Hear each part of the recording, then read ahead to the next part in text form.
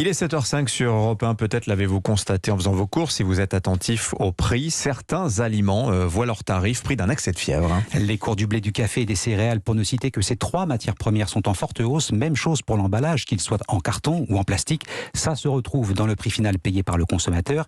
Et ce n'est qu'un début, expliquait récemment Michel-Édouard Leclerc, patron des magasins du même nom. Et c'est bien là le problème, Maud Descamps, ce n'est que le début.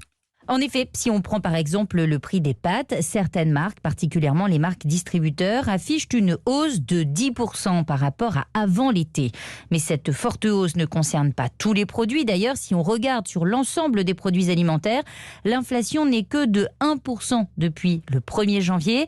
Mais pour le spécialiste de la grande distribution, Olivier Dauvert, il faut s'attendre à d'autres augmentations d'ici la fin de l'année. Il faut s'attendre à une augmentation du panier, tout simplement parce que dès lors que vous avez des matières premières aussi importantes que des céréales, que du café par exemple, pour ce qui est du contenu, et des matières premières aussi importantes que le carton ou le plastique pour ce qui est du contenant, c'est impossible de passer à travers les gouttes. Bien évidemment que nous paierons plus cher nos produits alimentaires en grande distribution. Autre facteur qui pourrait venir impacter les prix, les négociations commerciales entre les producteurs, les industriels et les distributeurs.